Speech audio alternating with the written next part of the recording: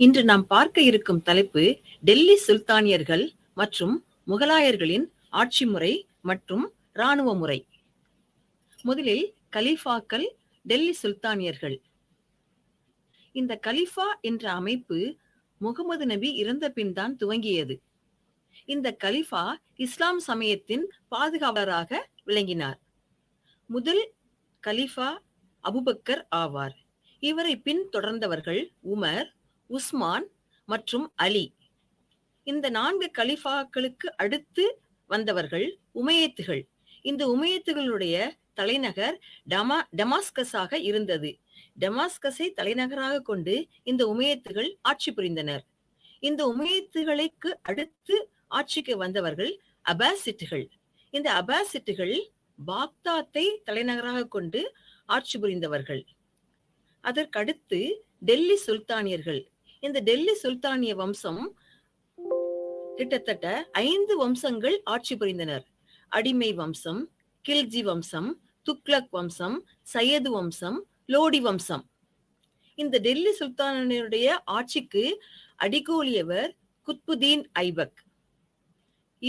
இவருடைய வம்சம் அடிமை வம்சம் என்று அழைக்கப்பட்டது. இவர் முமாலிக் என்றும் அழைக்கப்பட்டார். இந்த டெல்லி சுல்தானியர்கள் ஆட்சி 1206ஆம் ஆண்டு முதல் துவங்கப்பட்டது. இந்த டெல்லி சுல்தானியர்கள் 5 வம்சங்கள் ஆட்சி புரிந்தன. ஆனால் இதற்கு அடுத்து வந்த முகலாயர்கள் ஒரே பரம்பரையை சேர்ந்தவர்கள் ஆட்சி புரிந்தனர். இப்பொழுது இந்த டெல்லி சுல்தானுடைய ஆட்சியின் தன்மைகளை பற்றி காண்போம். இந்த டெல்லி சுல்தானிய ஆட்சியில் சுல்தான் தான் அனைத்திற்கும் தலைவராக திகழ்ந்தார். வரம்பற்ற அதிகாரமுடையவராக திகழ்ந்தார். இந்த மைய நிர்வாகம் சுல்தானின் தலைமையின் கீழ் நடைபெற்றது. இந்த சுல்தான் தன்னுடைய மைய நிர்வாகத்தை செய்வதற்கு அவருக்கு உறுதுணையாக முதன்மையாக இருந்தவர் விசாரத். இந்த விசாரத் இந்த விசாரத்தினுடைய ஆட்சியின் கீழ் இவருக்கு உறுதுணையாக பல்வேறு பணிகளை செய்யக்கூடியவர்கள் முஸ்ரி இ முமாலிக், முஸ்டாஃபி இ முமாலிக். அடுத்தபடியாக திவான் இ அர்ஸ். திவான் இ அர்ஸ் என்பது அர்ஸ் முமாலிக்கின் தலைமையின் கீழ் செயல்பட்டு வந்தது. இது முக்கியமாக இராணுவத்துறை ஆகும். இந்த இராணுவத்துறையில் படை வீரர்களை தேர்ந்தெடுப்பது, அவர்களுடைய எண்ணிக்கையை நிர்ணயிப்பது, அவர்களுடைய பணிகளை பிரித்து கொடுப்பது ஆகிய அனைத்தையும் இந்த திவானி அர்ஸ் செய்து வந்தது. அரசர்களுடைய பல்வேறு வேலைகளை செய்வதற்கு பிற துறைகளும் செயல்பட்டு வந்தன. எடுத்துக்காட்டாக இங்கு 3 துறைகள் கொடுக்கப்பட்டுள்ளது. திவான் இ இன்ஷா, தாபீர் இ முமாலிக், திவான் இ ரசாலத். திவான் இ இன்சா அரசருடைய ஆணைகளை வெளியிடுபவர். தாபீர் இ முமாலிக் அரசவையில் நடக்கக்கூடிய அனைத்து நடவடிக்கைகளையும் கண்காணிப்பவர். திவான் இ ரசாலத் சமயத்துறையை சேர்ந்தவர். இந்த சமயத்துறையில் பல்வேறு நிகழ்ச்சிகளை நடத்துபவர் இந்த அமைச்சர். இந்த சுல்தானுடைய காலகட்டத்தில் அடிமை முறை பின்பற்றப்பட்டு வந்தது. எடுத்துக்காட்டாக அலாவுதீனுடைய காலத்தில் கிட்டத்தட்ட 50,000 அடிமைகள் இருந்தனர் என்று கூறப்படுகிறது. ஃபிரோஸ் துக்ளக் காலத்தில் 1,80,000 அடிமைகள் இருந்ததாக கூறப்படுகிறது. இந்த அடிமைகளை கண்காணிப்பதற்காக சுல்தானியர்கள் ஒரு தனி துறையையே ஏற்படுத்தியிருக்கின்றனர். அந்த துறைக்கு பெயர் திவான் இ பண்டகன். மற்றும் அரண்மனையில் வேலையாட்கள் பல்வேறு வேலைகளை செய்வர். அவர்களை கர்கணர்கள் என்று அழைத்தனர். அரசவையில் அன்றாட தேவைகள், வேலையாட்கள், அரண்மனையை சுத்தம் செய்வது, அரண்மனைக்கு தேவையான பொருட்களை வாங்குவது, உணவு தயாரிப்பது, இந்த மாதிரி பல்வேறு வேலையாட்கள் அரண்மனையில் இருந்தனர். அவர்களை கற்கடர்கள் என்று அழைத்தனர். அடுத்து இந்த இந்த அரண்மனையில் வேலை பார்ப்பவர்களுடைய அவர்களை நியமனம் செய்பவர் மாலிக் என்று அழைக்கப்பட்டார். இந்த மாலிக் என்பவர்தான் கர்கணர்கள் என்ன வேலையை செய்ய வேண்டும் என்பதை தீர்மானித்து அவர்களுக்கு அந்த வேலையை பிரித்துக் கொடுப்பார்கள். இந்த கர்கணர்களுடைய அவர்களுக்கு உண்டான சம்பளம், அவர்களுடைய அரண்மனையினுடைய வரவு செலவு கணக்கு அனைத்தையும் சரிபார்ப்பவர் முட்டா சரிஃப் என்று அழைக்கப்பட்டார். இவ்வாறு அடிமைகளுக்கென்று தனியாக ஒரு துறை ஏற்படுத்தப்பட்டது இந்த சுல்தானினுடைய காலகட்டத்தில் தான்.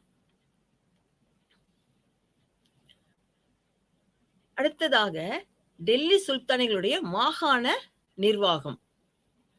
இந்த மாகாணத்தில் நிதி நிர்வாகத்தை சரிபார்ப்பவர் முக்தீஸ் அல்லது வாலிஸ் என்ற துறை.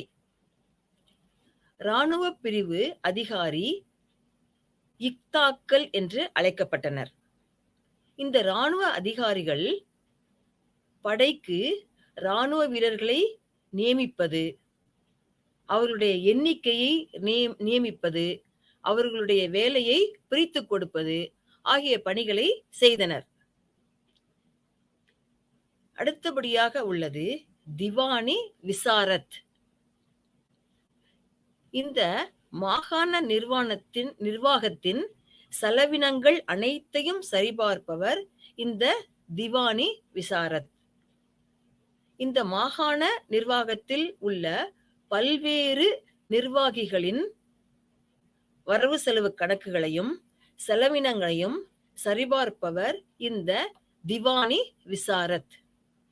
அடுத்து இந்த டெல்லி சுல்தானியர்களுடைய மாகாண நிர்வாகம் பல்வேறு ஆட்சித்துறை பிரிவுகளை கொண்டிருந்தது. இக்தா, ஷிக்குகள், பர்கானாக்கள், இவ்வாறு ஆட்சித்துறை பிரிக்கப்பட்டிருந்தது. ஷிக்தார் இவர் இராணுவ அதிகாரியாக செயல்பட்டார். பர்கானாவினுடைய செயல்களை சரி செய்பவர், நிர்ணயிப்பவர் சவுத்ரி என்று அழைக்கப்பட்டார். கிராமம் இந்த மாகாண நிர்வாகத்தில் சிறிய பிரிவாக கிராமம் இருந்தது. இந்த கிராமத்தினுடைய அலுவல்களை சரிபார்ப்பவர் பட்வாரி மற்றும் சௌகிதார். இவர்கள் அந்த கிராமத்தில் உள்ள மக்களுடைய எண்ணிக்கை, எவ்வாறு நிலங்கள் பெயரிடப்படுகின்றன, நிலங்களுடைய வளம் ஆகிய அனைத்தையும் கணக்கெடுத்து மைய நிர்வாகத்திற்கு அனுப்புவது இவருடைய வேலையாக இருந்தது. இதுவரை நாம் சுல்தானியர்களுடைய மைய நிர்வாகத்தையும் மாகாண நிர்வாகத்தையும் பார்த்தோம். அடுத்து நாம் பார்க்க இருப்பது முகலாயர்களின் மைய நிர்வாகம். முகலாயருடைய ஆட்சியில் மைய நிர்வாகத்தின் தலைவராக திகழ்பவர் பேரரசர். இந்த பேரரசருக்கு வரம்பற்ற அதிகாரம் இருந்தது. இந்த பேரரசருடைய சிறப்புரிமையாக கருதப்படுவது ஜரோக்கி தரிசனம். ஜரோக்கி தரிசனம் என்றால் அரசர் தினந்தோறும் காலையில் உப்பரிகையில் நின்று மக்களுக்கு தரிசனம் கொடுப்பார். மக்கள் அங்கு வந்து அரசருக்கு மரியாதை செய்வார்கள். இந்த மரியாதைக்கு பின் அரசர் திவானி காசிற்கு சென்று தன்னுடைய நிர்வாக அலுவல்களை கவனிப்பார். இந்த பேரரசருடைய முக்கியமான முதன்மை அமைச்சராக திகழ்பவர் வக்கீல் அல்லது வசீர் என கருதப்பட்டார். இவர் சிவில் மற்றும் இராணுவ அதிகாரம் இவரிடம் இருந்தது. மற்றும் பாபருடைய காலத்திலும் ஹுமாயூனுடைய காலத்திலும் இந்த வசீர் அல்லது வக்கீல் என்பவர்கள் சிவில் மற்றும் இராணுவத் துறைகளை கவனித்துக் கொண்டனர். இராணுவத்துறையில் டெல்லி சுல்தானியர்களை போன்றே இங்கும் இராணுவத்துறையில் உள்ள வீரர்களை நியமிப்பது இவருடைய முக்கியமான கடமையாக இருந்தது. இவர் அரசருக்கு ஆலோசனை வழங்கக்கூடியவராகவும் திகழ்ந்தார். அடுத்தபடியாக உள்ளது முக்கியமான ஒன்று, அரசனுடைய கருவூலம். அதை அரசனுடைய கருவூலத்திற்கும் வரவு செலவு கணக்கிற்கும் அதிகாரியாக திகழ்ந்தவர் திவானி குல். இவருடைய முக்கியமான பணி என்னவென்றால் அரசு கருவூலத்தை பாதுகாப்பதும் வரவு செலவு கணக்குகளை சரிபார்ப்பதும் ஆகும். மற்றும் இவர் அரண்மனையில் மைய நிர்வாகத்தில் வேலை பார்க்கும் அனைத்து அதிகாரிகளுக்கும் அரண்மனை பணியாட்களுக்கும் வேண்டிய சம்பள கணக்கு மற்றும் மற்ற இதர செலவு கணக்குகளையும் இவர் கண்காணித்துக் கொள்வார். அரசருடைய பல்வேறு செயல்களை செய்வதற்கு உறுதுணையாக உள்ள மற்ற நிர்வாகிகள் யார் என்றால் திவான் கலீசா, திவான் தான், திவான் ஜாகீர், திவான் பியூதாத். இவர்கள் நிதித்துறைக்கு முக்கிய வேலையாக இவர்கள் அரசருக்கு ஆலோசனை வழங்கினர். இந்த நிதித்துறைக்கு உள் பிரிவாக முஸ்டாஃபி, முஷிரஃப் இவர்களும் நிதித்துறையின் செயல்பாடுகளை முக்கிய கவனம் செலுத்தினர். இந்த வசீர் நிதித்துறையை தவிர முகலாய மைய நிர்வாகத்தில் மீர் பக்ஷி, மீர் சமான் போன்ற அதிகாரிகளும் முக்கிய பங்கு ஆற்றினர். இந்த மீர் பக்ஷி என்பவர் முகலாய படையின் தலைவராக திகழ்ந்தார். பேரரசருடைய ஆட்சி நிர்வாகத்தில் முக்கிய பங்கு இந்த மீர் பக்ஷிக்கு உண்டு. நாட்டை பாதுகாப்பது இவருடைய முக்கியமான பணி. மற்றும் இந்த படையில் மன்சப்தார்களை நியமனம் செய்வது, மன்சப்தார்களுடைய நியமன ஆணையை பத்திரப்படுத்துவது, வீரர்களுடைய எண்ணிக்கையை நிர்ணயப்படுத்துவது, அடுத்தபடியாக முக்கியமாக குதிரைகளுக்கு சூடு போடும் முறையை கண்காணித்தல். இந்த குதிரைகளுக்கு சூடு போடும் முறை என்னவென்று பார்த்தால், அதாவது படையில் குதிரைப்படை, அதாவது யானைப்படை, குதிரைப்படை, காலாட்படை, இந்த மாதிரி பல்வேறு படைகள் இருக்கும். இதில் முக்கியமாக குதிரைகளுக்கு சூடு போடும் பழக்கம் இந்த முகலாயருடைய ஆட்சி காலத்தில் இருந்தது. அதாவது குதிரைகள் படைக்கு கொண்டு செல்லும் போது அந்த குதிரைகள் படையில் தங்களுடைய படைக்கு தேவையான எவ்வாறு அந்த படையில் அந்த குதிரைகள் செயல்பட வேண்டும் என்பதை வீரர்கள் நன்கு அறிந்திருப்பர். இருந்தாலும் அந்த படைக்கு கொண்டு வரும் அந்த குதிரைகள் அடையாளம் காண்பதற்காக இந்த சூடு போடும் முறை கொண்டு வரப்பட்டது. அந்த குதிரையின் வலது தொடையில் அரசனுடைய சின்னமும் இடது துடையில் அந்த மன்சப்தாரின் சின்னமும் பொறிக்கப்பட்டிருக்கும். அப்பொழுதுதான் இந்த குதிரை உண்மையிலேயே படையில் இருக்கும் குதிரை என்று கண்டுபிடிப்பதற்கு வசதியாக இருப்பதற்காக இந்த முறை கொண்டு வரப்பட்டது. அடுத்து இந்த வீரர்களுக்கு சம்பள பட்டுவாடா செய்வதும் இந்த மீர் பக்ஷி தான். மீர் பக்ஷிக்கு உதவி புரிபவர் பக்ஷி. இந்த பக்ஷி யார் என்றால் மைய நிர்வாகத்தில் முகலாய படைத்தலைவர் மீர் பக்ஷி. இதேபோல் மாகாண நிர்வாகத்தில் முகலாய படைத்தலைவர் இந்த பக்ஷி. மைய நிர்வாகத்தில் மீர் பக்ஷி, மாநில நிர்வாகத்தில் பக்ஷி. இந்த மீர் பக்ஷிக்கு உதவி புரியக்கூடியவர் மாநிலத்தில் உள்ள பக்ஷியும் ஆவார். அடுத்தபடியாக உள்ள அதிகாரி மீர் சமான். மீர் சமான் அரண்மனை பணியாள். மீர் சமானுக்கு கீழ் பணிபுரிபவர்கள் திவான் பியூதாத், தவில்தார். இவர்கள் அனைவரும் அரண்மனை பணியாளர்களாக கருதப்பட்டனர். இந்த மீர் பக்ஷி மீர் சமானை போன்று அரசருக்கு உதவக்கூடிய பிற துறை அதிகாரிகள் சதர் உஸ் சுதுர், காஜி உல் குஜாட். இந்த சதர் உஸ் சுதூர் மத்திய சமயத்துறை அமைச்சர் மற்றும் இவர் அரசருடைய ஆலோசகராகவும் செயல்பட்டார். அதாவது திறமை வாய்ந்தவர்கள் யாருக்கெல்லாம் அரசு மானியம், அரசு நிதி உதவி ஆகியவை கொடுக்கப்பட வேண்டும் என்பதை ஆராய்ந்து அரசருக்கு ஆலோசனை கொடுப்பவர் இந்த சதர் உஸ் சுதுர். மற்றும் இவர் யாருக்கெல்லாம் கொடை அளிக்க வேண்டும், சன்மானம் அளிக்க வேண்டும் என்பதை பற்றியும் ஆராய்ந்து அரசருக்கு ஆலோசனை அளிப்பார். மற்ற சமயத்துறைகளையும் கவனித்துக் கொள்பவர் இந்த சதர் உஸ் சுதுர். அடுத்தபடியாக உள்ளவர் காஜி உல் குஜாட். இவர் நிதித்துறையின் தலைவராக செயல்பட்டார். சிவில் வழக்குகள், குற்றவியல் வழக்குகள் அனைத்தும் தீர்த்து வைப்பவர் இந்த காஜி உல் குஜாட். இந்த காஜிக்கள் சுபாக்களிலும் சர்க்கார்களிலும் பர்கானாக்களிலும் நியமிக்கப்பட்டனர். இந்த சுபாக்களில், சர்க்கார்களில், பர்கானாவில் உள்ள சச்சரவுகளை தீர்த்து வைப்பவர்கள் இந்த காஜி உல் குஜாட் என்பவரால் நியமிக்கப்பட்ட காஜிகள்.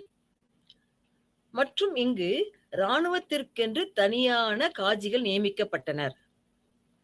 மற்றும் இந்த முகலாய பேரரசின் நிதித்துறையில் முக்கியமான ஒரு விஷயம் என்னவென்றால், அதாவது வழக்குகள் இந்த சுபா, சர்க்கார், பர்கானா ஆகியவற்றில் வழக்குகள் தீர்த்து வைக்கப்பட்டாலும் அவர்களுக்கு திருப்தி இல்லை என்றால் அவர்கள் இவற்றை மத்திய நிர்வாக நீதித்துறைக்கும் எடுத்து செல்லலாம். அதே போல் இந்த முகலாய பேரரசில் பிரச்சனைகள் எங்கு நடக்கின்றனவோ அதே இடத்தில் அந்த வழக்குகளை விசாரித்து அரசர் நீதி வழங்குவார். குற்றங்கள் மிக குறைவாக காணப்பட்டது என்று இபன் பட்டுட்டாவின் கருத்து கூறுகிறது. அடுத்து முகலாயர்களின் மாகாண நிர்வாகம், மத்திய நிர்வாகம். இதுவரை நாம் பார்த்தது மத்திய நிர்வாகம். இப்பொழுது முகலாயர்களின் மாகாண நிர்வாகம். மாகாணத்தின் உயர் அதிகாரி சுபேதார் என அழைக்கப்பட்டார். இந்த சுபேதார் மாகாணத்தினுடைய அனைத்தையும் கவனித்துக் கொள்வார், நிர்வாகத்தையும் கவனித்துக் கொள்வார். மத்திய அரசாங்கத்திற்கு உறுதுணையாக இருப்பவர் இந்த சுபேதார். இவருடைய ஆட்சி காலம் 3 ஆண்டுகள். மற்றும் இந்த சுபேதார் சிவில் அதிகாரம் மற்றும் இராணுவ அதிகாரம் உடையவராக திகழ்ந்தார். அதாவது முகலாயருடைய ஆட்சி காலத்தில் ஆரம்ப காலகட்டத்தில் இந்த சிவில் அதிகாரமும் இராணுவ அதிகாரமும் இணைந்து செயல்பட ஆரம்பித்தது. ஆனால் பின் நாட்களில் சிவில் அதிகாரமும் இராணுவ அதிகாரமும் பிரித்து கொடுக்கப்பட்டது. திவான் சுபாவின் சிவில் நிர்வாக உயர் அதிகாரியாக செயல்பட்டார். இந்த திவான் வரி வசூல் செய்யும் துறையின் தலைவராகவும் செயல்பட்டார். பக்ஷி மத்திய இராணுவ அமைச்சர். மைய நிர்வாகத்தில் நாம் மீர் பக்ஷியினுடைய சில பணிகளை பார்த்தோம்.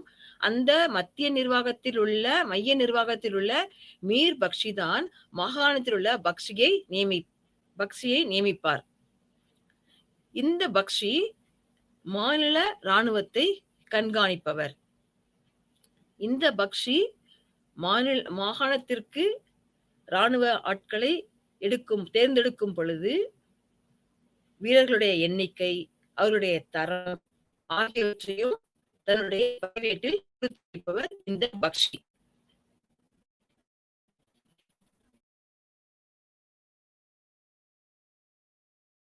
நிகழ்ச்சிகள் நடக்கின்றன என்பதை இவர் அரசருக்கு அவ்வப்போது தெரிவிப்பது இவருடைய கடமை. அந்த செய்திகளை கொண்டு செல்பவர்தான் வாக்கிய நிவாஸ்.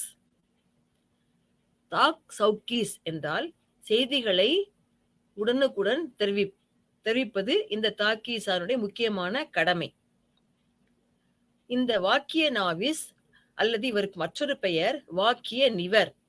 இவர் மாநில அளவில் நடக்கும் செய்திகளை அரசருக்கு கொண்டு செல்பவர். இந்த செய்திகளை உடனுக்குடன் தெரிவிப்பதற்காக படகுகளும் குதிரைகளும் பயன்படுத்தப்பட்டன. இந்த தாரோக்கி தாக், வாக்கிய நிவாஸ் ஆகியவற்றின் மூலம் அரசர் தன்னுடைய ஆட்சி எல்லைக்குள் என்னென்ன நிகழ்ச்சிகள் நடக்கின்றன, நாம் என்ன செய்ய வேண்டும் என்பதை தெரிந்து கொள்வதற்கு உதவியாக இருந்தது இந்த தாரோக்கி தாக் மற்றும் வாக்கிய நிவாஸ் ஆகும். இந்த தாரோக்கி தாக் வாக்கிய நிவாசின் மூலம் மைய நிர்வாகம் மாநில நிர்வாகத்தை மறைமுகமாக கண்காணித்து மக்களுக்கு எது செய்ய வேண்டும் என்பதை நிர்ணயித்து அதை சரியாக செயல்படுத்தியது. அதே சமயத்தில் இந்த வாக்கிய நிவாஸ் 3 ஆண்டுகளுக்கு ஒரு முறை இடமாற்றம் செய்யப்பட்டார். அடுத்து முகலாயர்களுடைய உள்ளூர் நிர்வாகம். மத்திய நிர்வாகத்தை பார்த்தோம். மாகாண உள்ளது உள்ளூர் நிர்வாகம். ஆட்சித்துறை பிரிவுகள் இங்கு சர்க்கார், பர்கானா மற்றும் கிராமமாக பிரிக்கப்பட்டது. சர்க்கார் அதிகாரிகள் பௌசுதார், அமல்குசார் என்று அழைக்கப்பட்டனர். ஒவ்வொரு மைய ஆட்சியிலும் சரி, மாகாண ஆட்சியிலும் சரி, உள்ளூர் நிர்வாகத்திலும் சரி, ஆட்சித்துறை பிரிவுகளுக்கு ஏற்ப அதிகாரிகள் நியமிக்கப்பட்டு தங்கள் கடமையை சரியாக செய்தனர். இங்கு சர்க்கார் அதிகாரிகள் மாவட்ட எல்லைக்குள் அமைதி காப்பது இவர்களுடைய கடமையாக இருந்தது. நெடுஞ்சாலைத்துறையை கண்காணிப்பது, போக்குவரத்து வசதிகளை செய்து கொடுப்பது, வழிப்பறி கொள்ளைகள் நடக்காமல் பார்த்து கொள்வது ஆகியவை இந்த பௌசுதாருடைய முக்கியமான கடமையாக இருந்தது.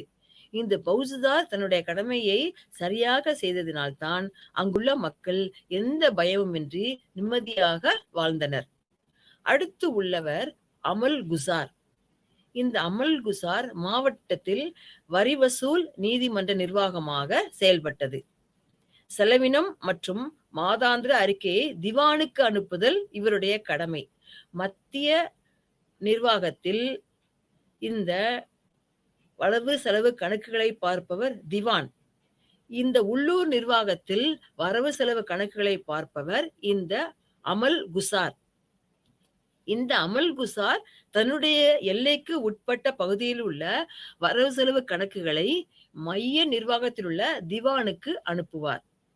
அதன் மூலம் திவான் மைய அரசிற்கும் சரி, மாகாண அரசிற்கும் சரி, அடுத்து உள்ளூர் நிர்வாகத்திற்கும் சரி ஒதுக்க வேண்டிய பணத்தை முடிவு செய்வதற்கு இது வசதியாக இருந்தது.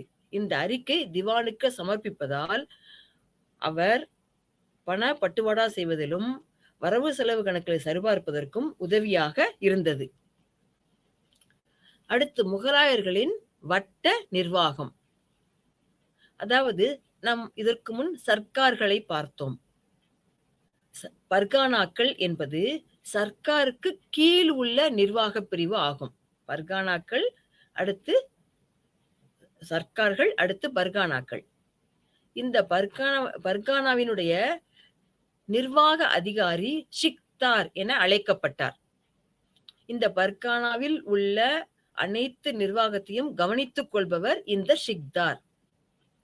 அதுபோல இந்த பர்கானாவில் வரி வசூல் செய்பவர் இந்த அமீல் என்று அழைக்கப்படுபவர்.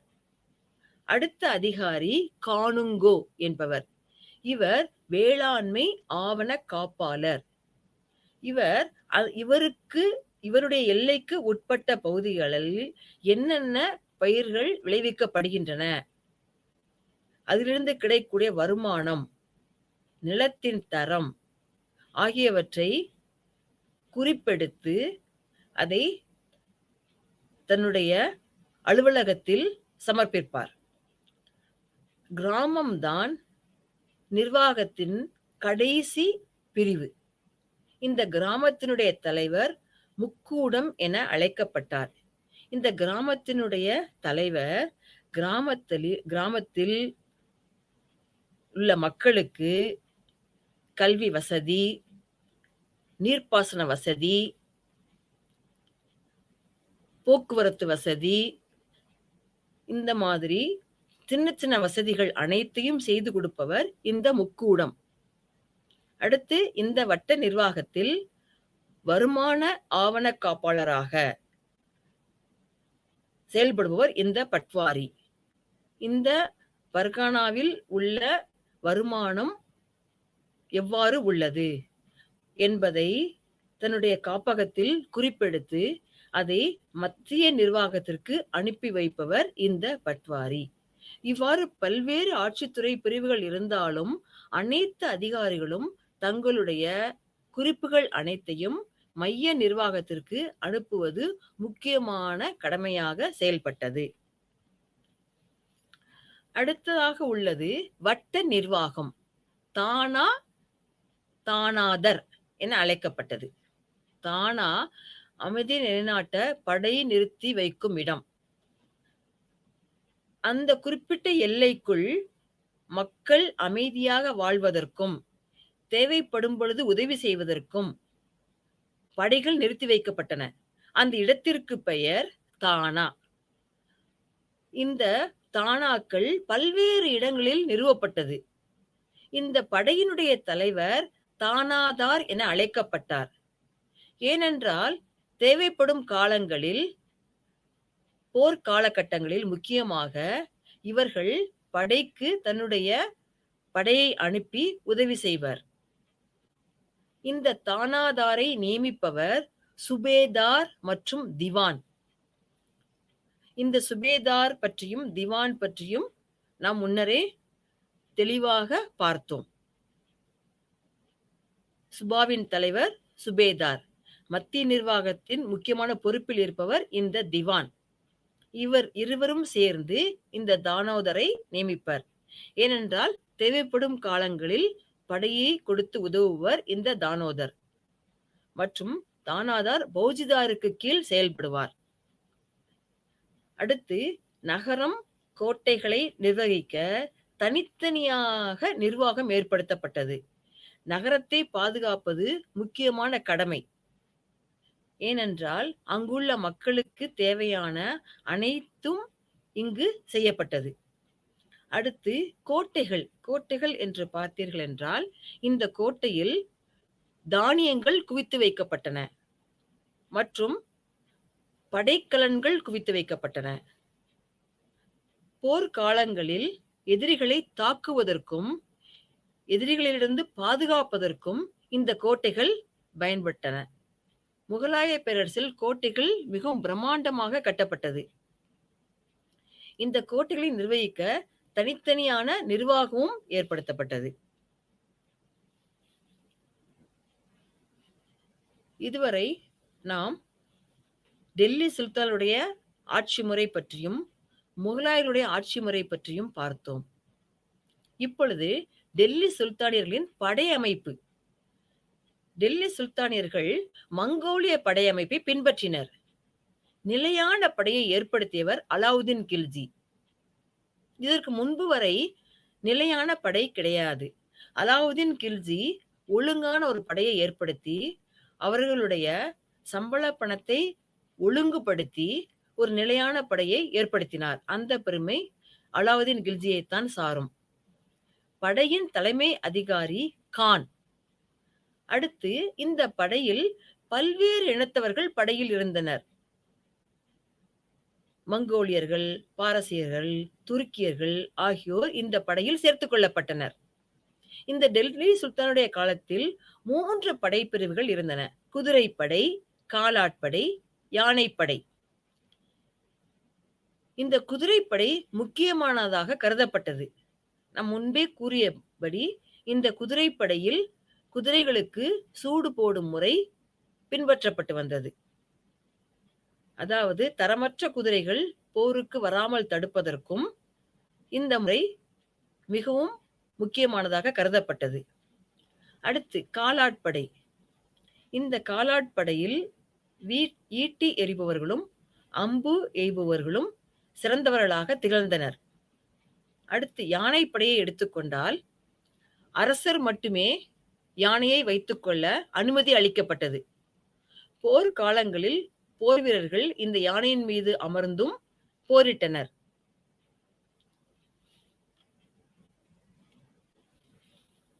அடுத்து முக்கியமாக அலாவுதீனுடைய படையெடுப்பு. நான் முன்பு கூறியபடி அலாவுதீனுடைய காலத்தில்தான் படையமைப்பு சீரமைக்கப்பட்டது.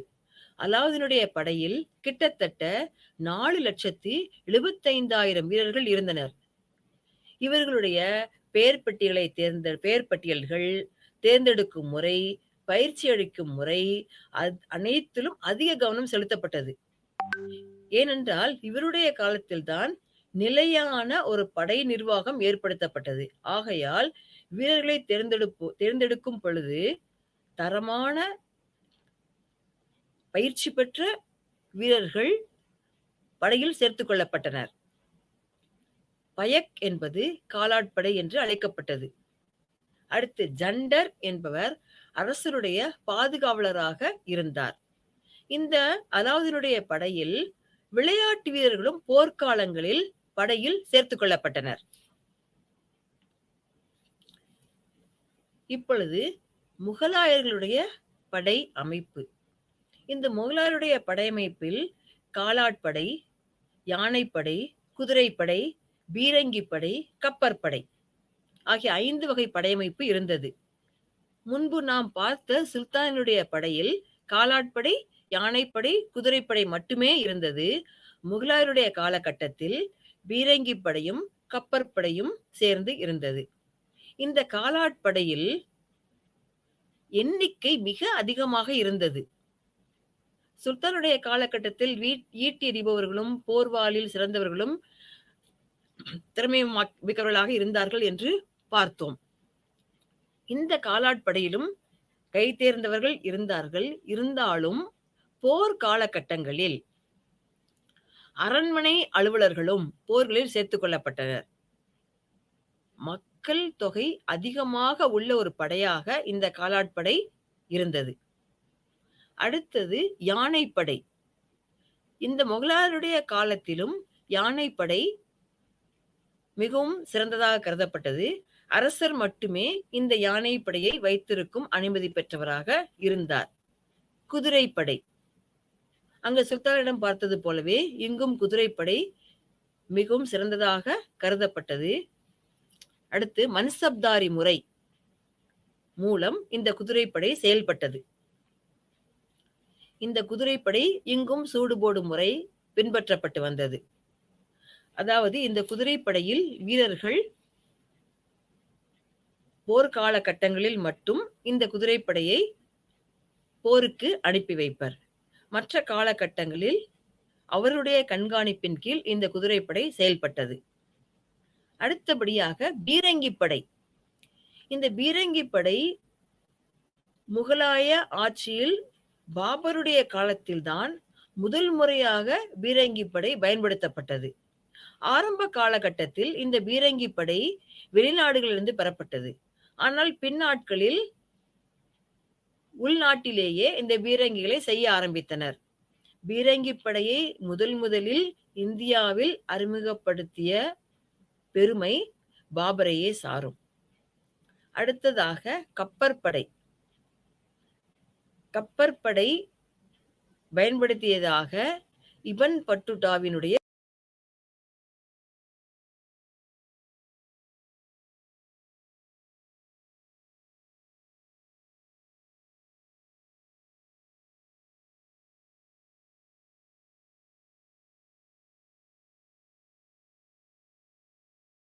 அதாவது திறமைக்கு ஏற்ற தகுதி, தகுதிக்கேற்ற ஊதியம் என்ற கோட்பாடு பின்பற்றப்பட்டு வந்தது. இந்த மன்சப்தாரி முறையில் முக்கியமாக குதிரைப்படை பற்றியது. அதாவது அரசர் இந்த மன்சப்தாரி முறையின் மூலமாக அந்த வீரர்களுக்கும் சரி, குதிரைப்படைக்கும் சரி சில பதவிகள் கொடுக்கப்பட்டது. அந்த பதவிகள் என்னவென்றால் சாத் மற்றும் ஷவர் என அழைக்கப்பட்டது. அதாவது இந்த சாத் மற்றும் சவர் என்றால், அதாவது படையில் வீரர்கள் ஒரு படைத்தலைவர் வீரர்களையும் வைத்திருப்பார், குதிரைகளையும் வைத்திருப்பார். வீரர்களுடைய எண்ணிக்கையையும் குதிரைகளின் எண்ணிக்கையும் பொறுத்து அந்த பதவிகள் அளிக்கப்பட்டன. எடுத்துக்காட்டாக 5000 வீரர்கள் அடங்கிய படையில் 5000 வீரர்கள் கொண்ட படையினுடைய தலைவர் சாத் என அழைக்கப்பட்டார். அவரிடமே 5000 குதிரைகளும் இருந்தால் அதற்கு ஷவர் என்று அழைக்கப்பட்டது. அதாவது படைவீரர்களுடைய எண்ணிக்கையும் 5000, குதிரைகளுடைய எண்ணிக்கையும் 5000. இவ்வாறு இருந்தால் அவர் முதல் நிலை மன்சப்தராக கருதப்பட்டார். இந்த படைவீரர்களுடைய எண்ணிக்கையையும் குதிரைகளின் எண்ணிக்கையும் பொறுத்து இந்த பதவிகள் வழங்கப்பட்டன.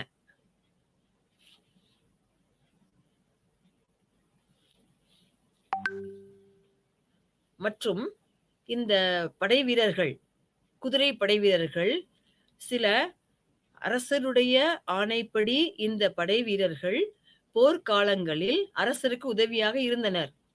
இருந்தாலும் இந்த படைவீரர்கள் போர் இல்லாத காலகட்டத்திலும் மக்களிடம் அந்த இடத்திற்கு தகுந்தவாறு மானியங்கள் பெற்றுக்கொண்டனர். குதிரைகளின் எண்ணிக்கைக்கு தகுந்தவாறும் படைவீரர்களின் எண்ணிக்கைக்கு தகுந்தவாறும் மானியங்கள் அவர்களுக்கு கொடுக்கப்பட்டது. ஆகையால் இதில் சில தவறுகள் ஏற்படுவதற்கும் காரணம் இருந்தது. ஏனென்றால் போர்க்காலங்களில் மட்டும் இவர்கள் தங்கள் குதிரைகளையும் படைவீரர்களையும் அனுப்பினால் மட்டும் போதும். மற்ற காலகட்டங்களில் இவர்கள் அனுப்ப தேவையில்லை. ஒரு குறிப்பிட்ட நாட்கள் பேரரசர் இந்த மன்சப்தாரி முறையை கண்காணிப்பார். அந்த சமயத்தில் இந்த மன்சப்தார்கள் வேறு ஒருவருடைய குதிரைகளையும் படைவீரர்களையும் அரசரிடம் கணக்கு காண்பித்துவிட்டு நிலையான படையை நிர்மாணிக்க தவறியது இது மிகப்பெரிய ஒரு வீழ்ச்சிக்கு காரணமாக அமைந்தது. அடுத்தபடியாக இக்தா மற்றும் ஜாகீர் முறை. இக்தா முறையின் மூலம் பேரரசர்கள் வரி வசூல் செய்யும் பொழுதும் அதனை பட்டுவாடா செய்வதிலும் பிரச்சனைகள் ஏற்படாமல் பேரரசர்கள் பார்த்து கொண்டனர். அதாவது நம் மத்திய நிர்வாகம், மாகாண நிர்வாகம், மாவட்ட நிர்வாகம், உள்ளூர் நிர்வாகம் என்று பல்வேறு நிர்வாக அமைப்புகளை பார்த்தோம். ஒவ்வொரு நிர்வாகத்திலும் பல்வேறு அதிகாரிகள் நியமிக்கப்பட்டு வரி வசூல் செய்தனர். அடுத்து இவர்களுடைய முக்கியமான பணி பணத்தை பட்டுவாடா செய்வதிலும் அதிகாரிகளுக்கு கீழ் பணிந்து நடப்பதிலும் முக்கியமாக அரசர் கருதினார். இந்த பணத்தை பட்டுவாடா செய்வதிலும் அடுத்து வரி பணத்தை வசூல் பண்ணுவதிலும் பிரச்சனைகள் ஏற்படாமல் இருப்பதற்காக இந்த இக்தா முறை பின்பற்றப்பட்டு வந்தது. ஆகையால் தான் முகலாயருடைய காலத்தில் மத்திய நிர்வாகத்திற்கு வரி வசூல் செய்வதற்கு அதிகாரிகள் தனியாகவும் மாகாண நிர்வாகத்தில் வரி வசூல் செய்வதற்கு தனியான அதிகாரிகளும் அடுத்து மாவட்ட உள்ளூர் நிர்வாகத்தில் வரி வசூல் செய்வதற்கு தனியாகவும் அதிகாரிகள் நியமிக்கப்பட்டனர். இவர்கள் அனைவரும் தங்களுடைய வருமான வரி கணக்குகளையும் பண பட்டுவாடா கணக்குகளையும் மைய அரசாங்கத்தில் சமர்ப்பிக்க வேண்டும்.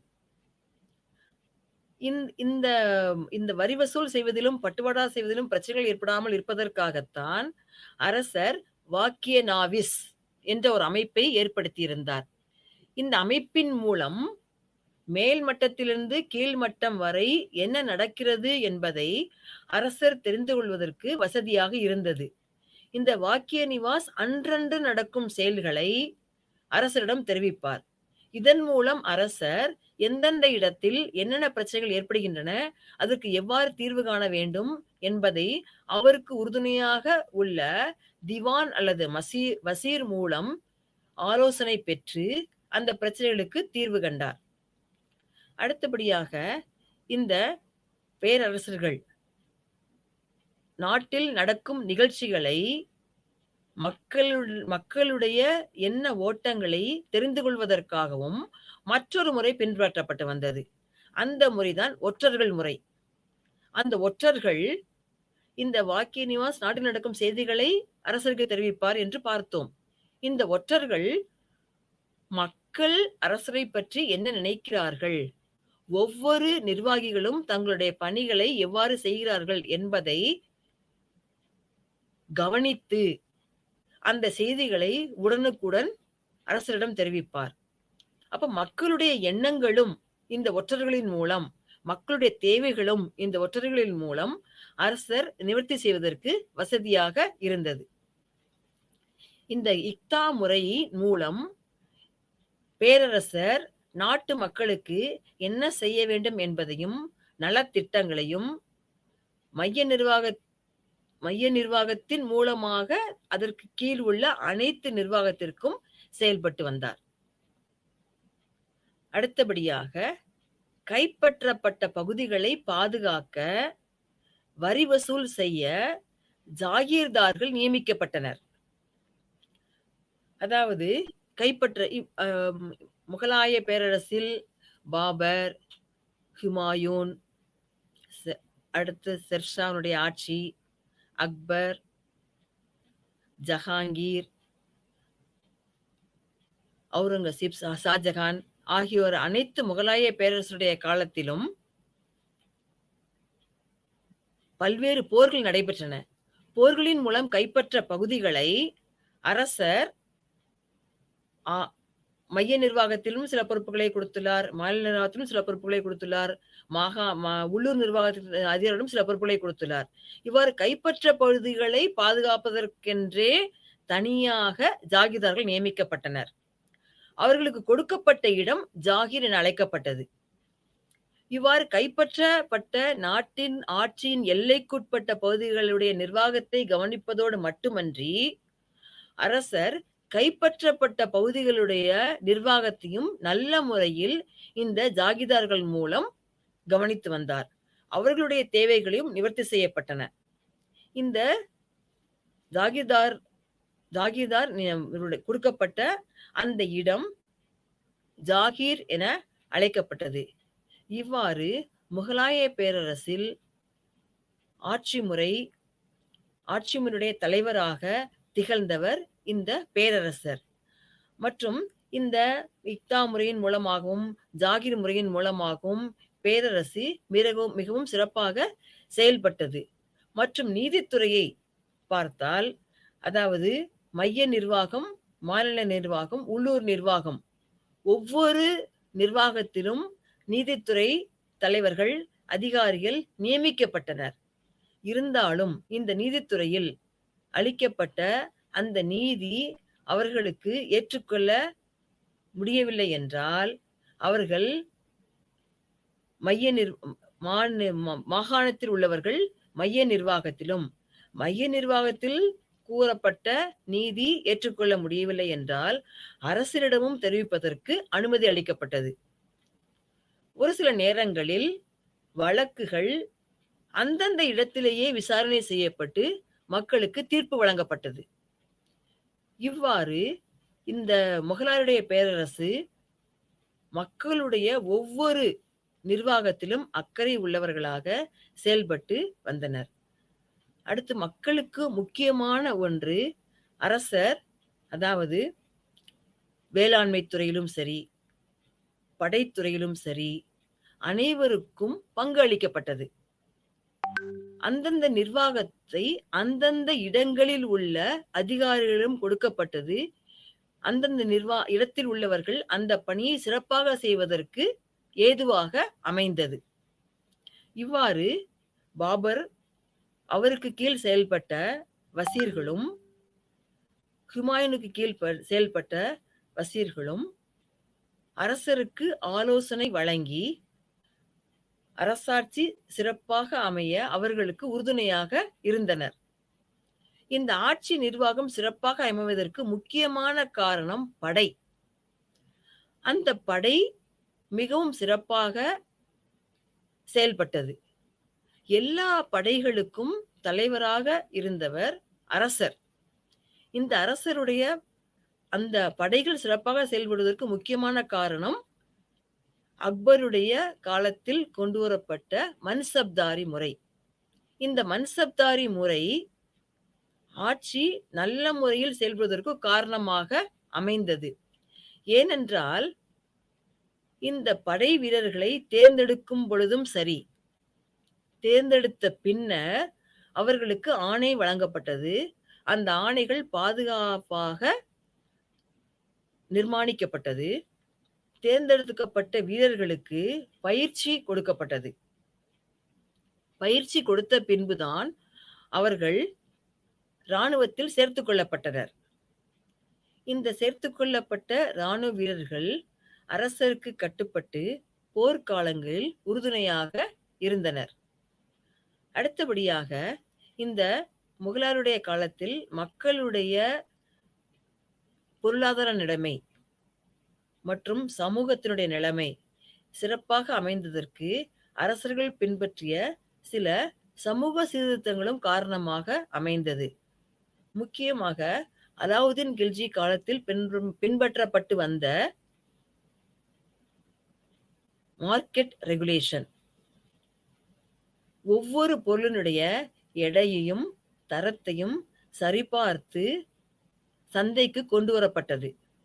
அதனால் மக்கள் தரமான பொருட்களை வாங்குவதற்கு ஏதுவாக அமைந்தது. இவ்வாறு முகலாய பேரரசர்கள் மக்களுடைய ஒவ்வொரு துறையிலும் பயன் பெறுவதற்குண்டான ஒரு அமைப்பை ஏற்படுத்தி கொடுத்தவர்கள் இந்த முகலாயர்கள். இந்த முகலாயர்கள் இந்த அமைப்பை ஏற்படுத்துவதற்கு முன்னோடியாக திகழ்ந்தவர்கள் டெல்லி சுல்தானியர்கள். டெல்லி சுல்தானியர்கள் இந்த முகலாயர்கள் ஒரே வம்சத்தை சேர்ந்தவர்கள் ஆட்சி புரிந்தனர். ஆனால் இந்த டெல்லி சுல்தானியர்கள் 5 வம்சத்தை சேர்ந்தவர்கள் ஆட்சி புரிந்தார்கள். இந்த முகலாயர்கள் சிறப்பாக தன்னுடைய ஆட்சியை செய்வதற்கு உறுதுணையாக அடித்தளம் விட்டவர்கள் டெல்லி சுல்தானியர்கள். அவர்களை பின்பற்றித்தான் இந்த மைய நிர்வாகம், மாகாண நிர்வாகம், மாவட்ட நிர்வாகம், உள்ளூர் நிர்வாகம் ஆகிய அனைத்தையும் இந்த முகலாயர்கள் பின்பற்றினர்.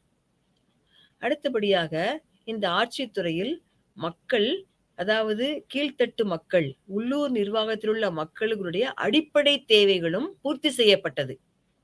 இந்த நிர்வாக அமைப்பில் பல்வேறு தளங்களாக பிரிக்கப்பட்டதால் ஒவ்வொரு தளத்தில் உள்ள மக்களும் அந்தந்த தளத்தில் உள்ள அதிகாரிகள் மக்களுக்கு நன்மை செய்வதில் முக்கிய பங்கு ஆற்றினர்.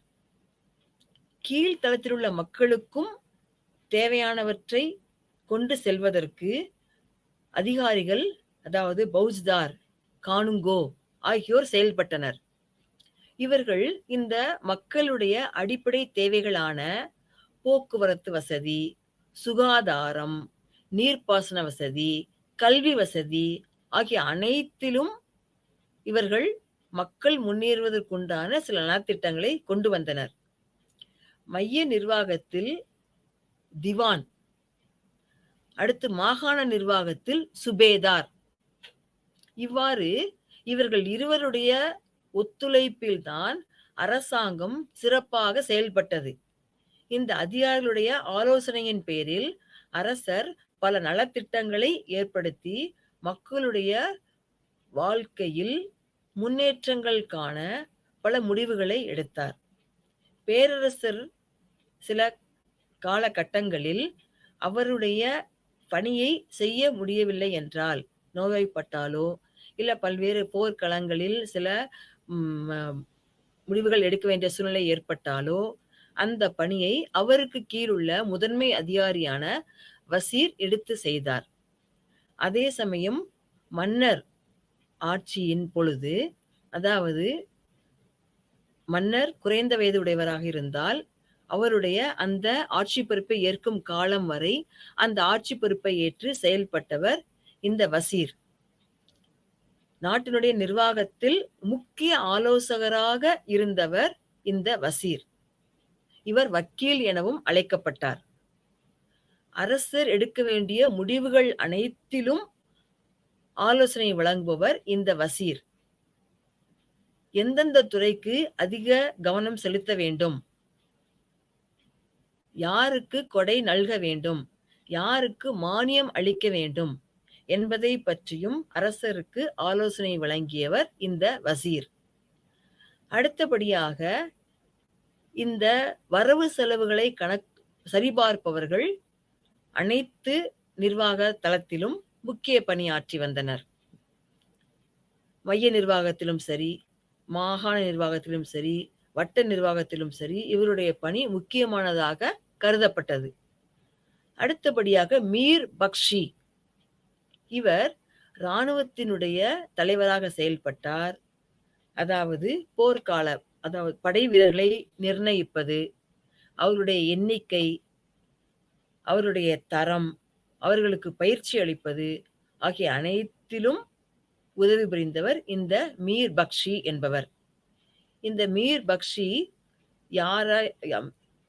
அதாவது அக்பருடைய காலகட்டத்தில் இந்த மீர் பக்ஷி தான் மன்சப்தாருடைய நியமனத்தை பார்த்து கொண்டார். யாருக்கெல்லாம் நியமன ஆணை வழங்கப்பட்டதோ அவர்களுடைய ஆணைகளையும் பாதுகாத்தவர் இந்த மீர் பக்ஷி ஆவார். இந்த மீர் பக்ஷி மேலும் மன்சப்தார் முறையில் ஒவ்வொரு சாத் அண்ட் சவர் என அழைக்கப்படக்கூடிய 2 பதவிகளில் உள்ள வீரர்களின் எண்ணிக்கையும் குதிரைகளின் எண்ணிக்கையும் சரிபார்ப்பது இவருடைய கடமையாக இருந்தது.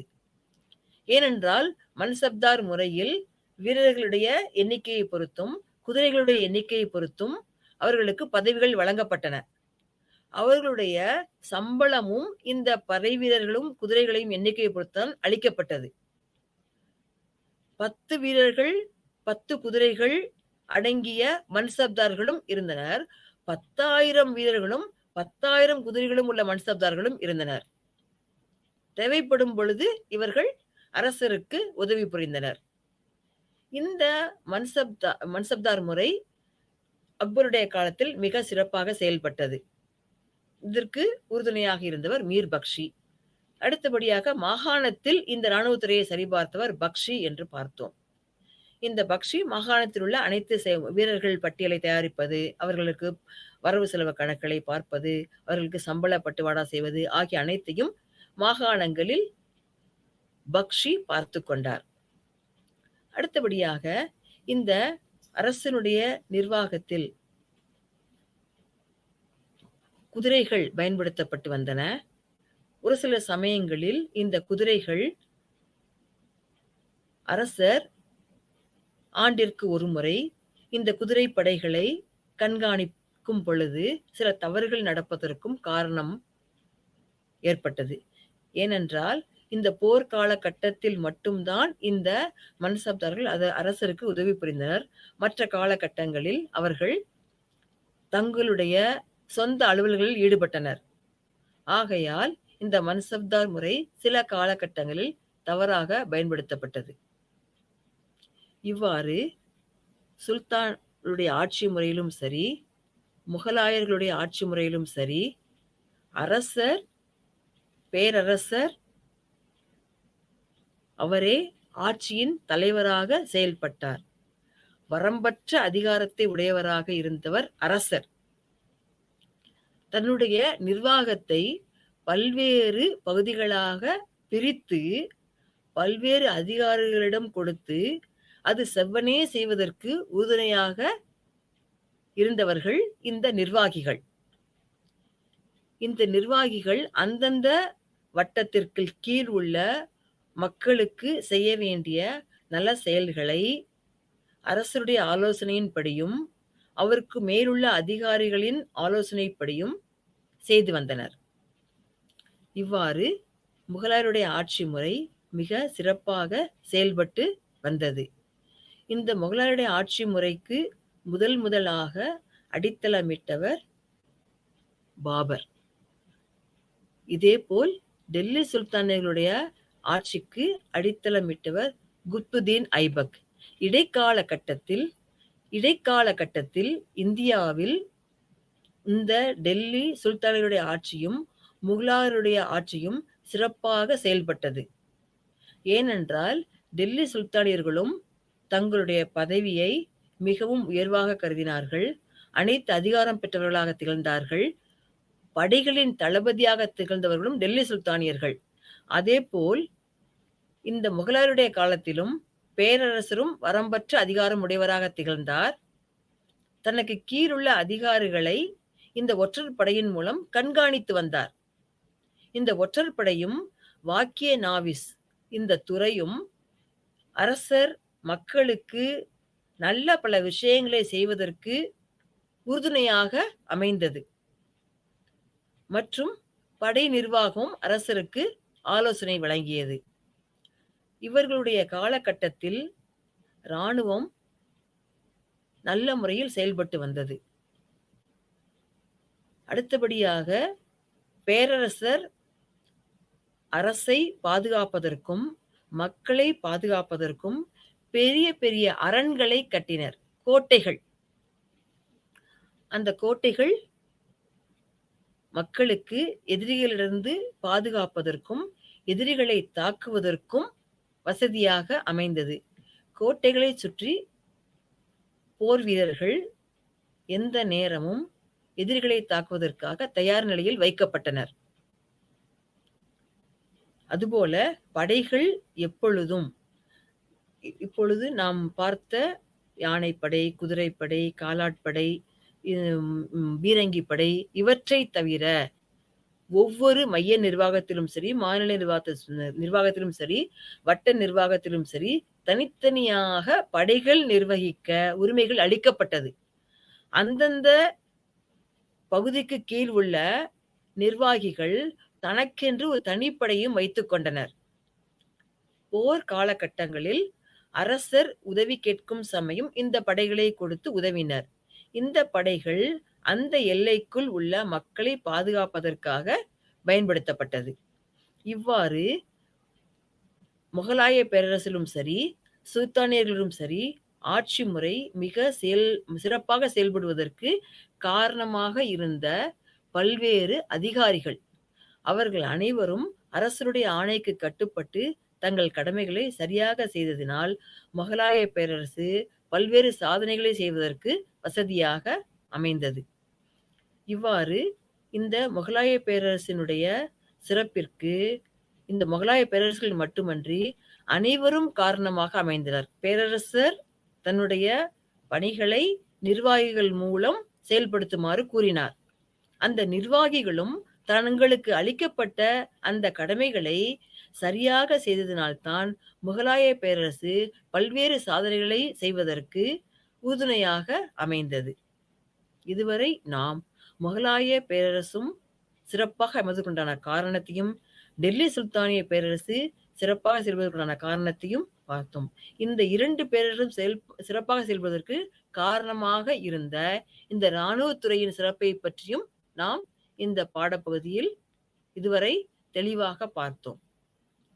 அரசர் இந்த டெல்லி சுல்தானியர்கள் அரசின் மையமாக ஆட்சியின் சிறப்பானவராக இருப்பவர் டெல்லி சுல்தானிய காலத்தில் சுல்தான்கள். இதேபோல் முகலாயர்களுடைய காலகட்டத்தில் சிறப்பாக செயல்பட்டவர் அரசர். அவருக்கு கீழ் பல நிர்வாகங்கள் நல்ல முறையில் செயல்பட்டன. நன்றி.